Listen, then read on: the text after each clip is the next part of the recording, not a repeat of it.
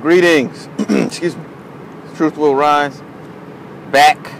The new video. And before I get started, let me say this may make some folks upset, but consider it medicine. You know, medicine don't taste good right off, but down the line it make you feel better. So consider it this. Okay, what I gotta say is that we as a community have got to stop being so doggone gullible about anything. You know, we love to talk about how we're kings and queens and, you know, we come from greatness and yada, yada, yada. Well, that may be true. And they may have been great, but we have fallen off. And I'm pretty sure they weren't as gullible as we are now. And we just, whether it's listening to some of these pulpit pimps and some of these religions that have been forced on us, and let me touch on that really, really quick. Okay? If you have a belief in a deity, that is fine. Okay? Whatever. As long as you're not forcing your beliefs on others and your decisions do not adversely affect the life of others, whatever. But let me say this, as far as some beliefs, and I'm going to speak primarily of some of the Abrahamic religions, Christianity, for instance. Let me say this. If you have a picture of the white deity in your house, you, my friend, are being fooled. Okay?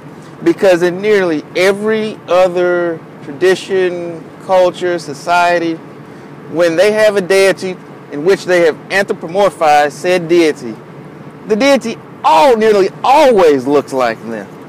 This is so uncommon for you to be worshiping a God that looks nothing like you. That makes no sense. If you have a picture of that in your house, you are being fooled. No one else does that. You know, Allah looks like most Muslims. You know, and you know, Confucius and all those, Buddha, they look like the people primarily that worship them, primarily. But I don't understand that. And even just that whole concept of anyway, that was never our religion in the first place. Okay, that was given to us during the time of enslavement, and we don't question, we just take it and run with it. And in some cases, it's part of the Willie Lynch syndrome. We have justified certain things that have happened to us using that religion, and that's ridiculous. That's been used against us, and we've internalized it and made it okay based on that. We're gullible when it comes to politics, you know, and you've really seen it over the past, well, in certain instances over the past 12 years, but specifically over the past 4.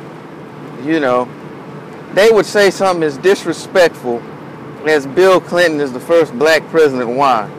Because he's from Arkansas, because he got on Arsenio Hall and played the saxophone, and he was supposed to be so cool. Because that automatically makes him black or something? Bill Clinton did more. First of all, he's a criminal. Do your research on him for all you Clinton-tards out there, okay? But he's done more to lock up more brothers than in a long time. But you don't see that. You're too busy out talking about how good it was during the Clinton years.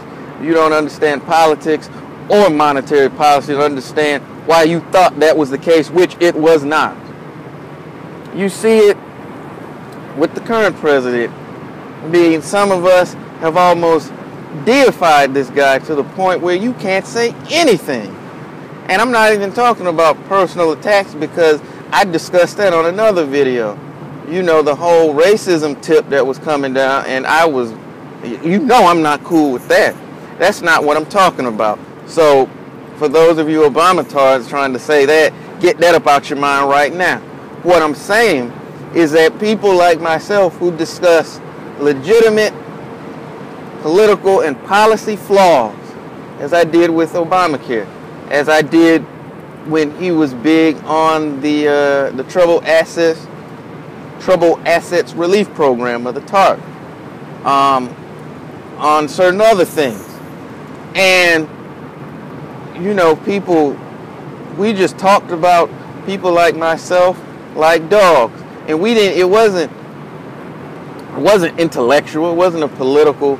It was all personal, calling people names because they would dare question this guy or any other politician. You know, they tell us anything and we just run with it. That Democrats are for us and Republicans are not. I really need you to do your research on that, and you might be surprised at what you find. Even though no political party, unless we form our own, but the whole system is a joke in the first place. But if you're going to play, at least try to slant the rules to go in your favor.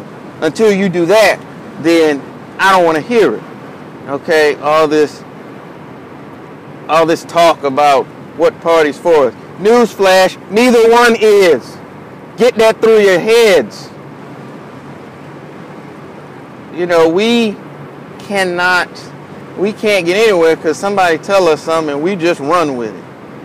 You know, if it sounds good, we just run. We don't research nothing.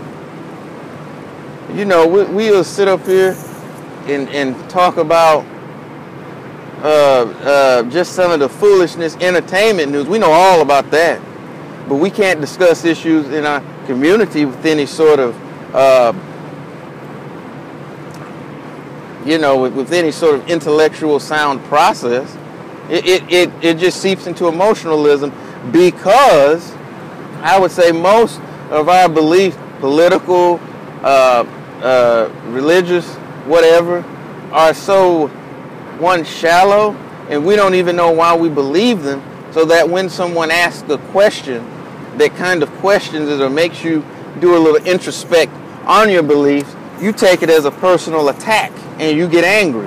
And that's why we get emotional. But as long as we continue to be gullible, then we'll continue to be taken advantage of. And as long as we continue to be taken advantage of, we as a people will continue to be in the state that we are. And until you get tired of that, keep on. Keep on doing what you're doing, and we'll continue to get what we got. But when you want to start kind of moving up and kind of getting out of the quagmire that we're in right now, the first thing is to stop being so gullible. And this is The Truth Will Rise, and I'm wishing everybody peace, power, and positivity.